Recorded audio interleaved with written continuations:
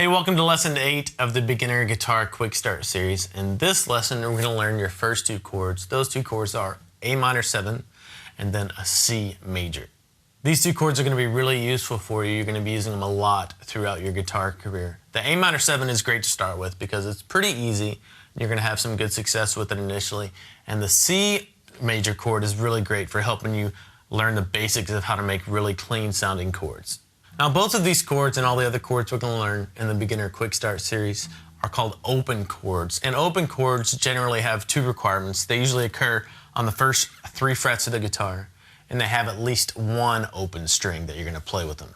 Throughout this lesson, I'm going to be giving you some tips for your fretting hand technique. They're going to help keep your chords clean and buzz-free. I'm also going to be giving you some technique tips that are a little bit subjective, but they can pretty much apply to everyone.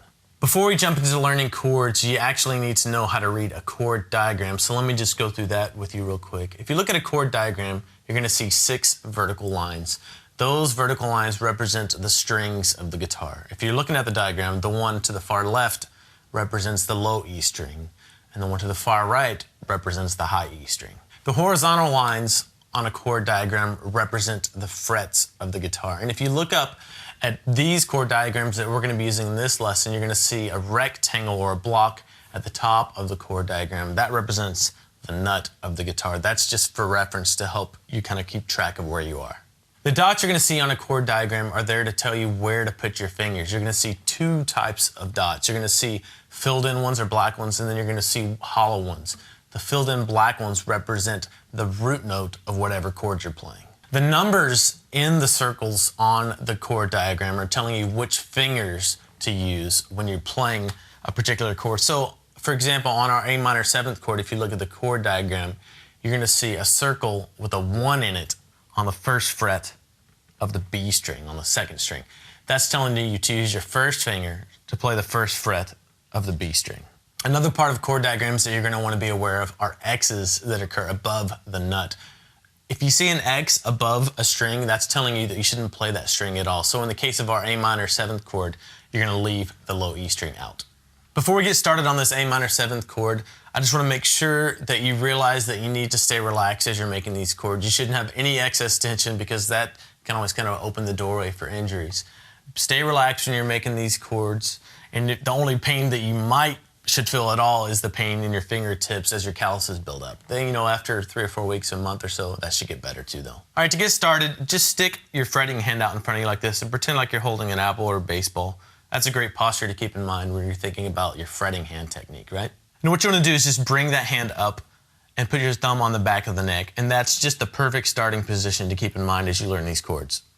Okay, the next thing I want to talk about is kinking your wrists. A lot of players tend to kink their wrists really far this way when they're trying to make chords, or they kink their wrists the other way. And this way can really hurt after a while, can really stress out your wrists.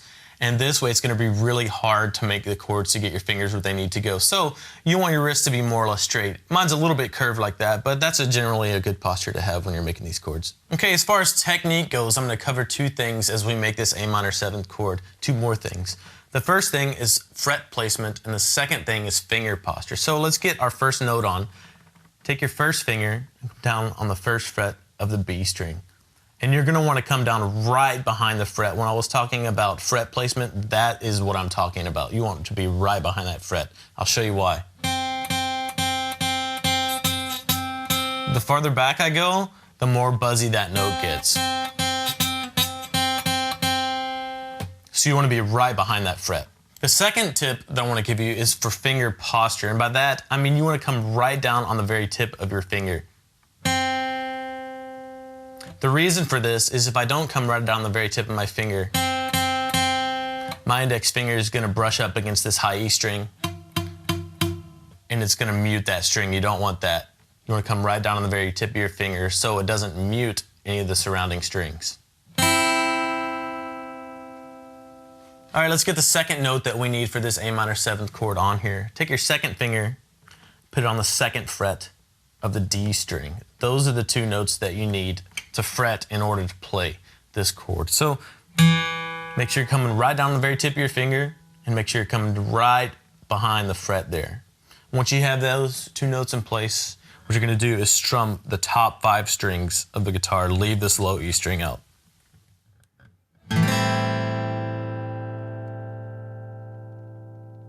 Now listen to the chord that you just made. Was it clean and clear like that, or did it sound more like this? Double check yourself, make sure you're coming right behind the frets, make sure you're coming right down on the very tips of your fingers. This may take a while for you to build up the coordination and the muscle, but if you follow those 2 rules, your chords will get clean.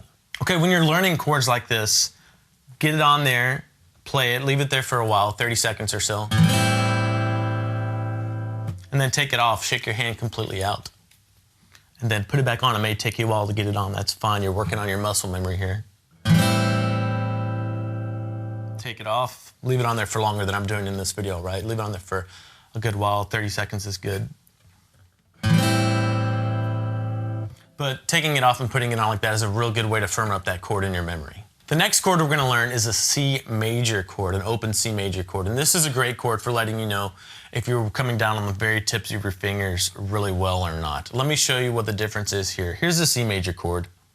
And watch what happens when I relax my fingers just a little bit and don't come down on the very tips. Listen to it now. Almost all the notes in that chord just disappeared, right? So just that little motion from there to there is all the difference in the world. So if you had your A minor 7 chord, all you have to do to make a C major 7 is take your 3rd finger right here and stretch it out to grab the 3rd fret of the 5th string or the A string. And if you'll notice on the chord diagram, that's a black note, so that means that's a root note of the C major chord, which means that this is a C note. So do the same thing you did with your A minor 7 chord. Put that chord on, hold it there, take it off, shake it out. Remember the tips I gave you, come right behind the frets, come right down on the very tips of your fingers. It may take a while, you may have to go 1, 2, 3, but that's natural. You'll get better at it with time, and eventually you'll be able to go right to that chord.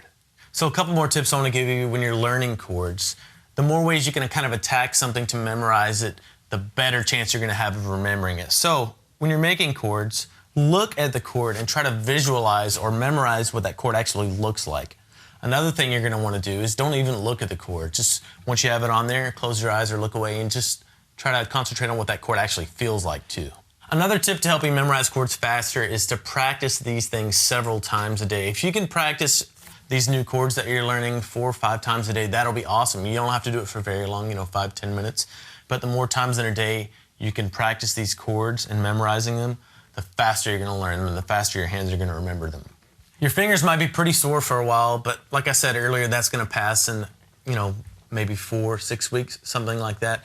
And one thing I want to warn you about, a lot of people get frustrated because they can't make clean chords because they start trying to learn chords and then change between chords before they actually have the shapes learned really well. So right now, I don't want you to try to switch between the A minor 7 and the C. Just work on those individual chord shapes, getting them down as good as you can and going right to them. Just work on each one individually for now. In the next lesson, we're going to add 2 more chords to your chord library, and I'm going to give you some tips on actually switching between chords smoothly. I know that's an issue that a lot of beginners have trouble with. So if you have any questions about making chords and making them sound good and buzz-free, you can leave them here on the comments on this page or email me, nate@guitarsystem.com. See you later.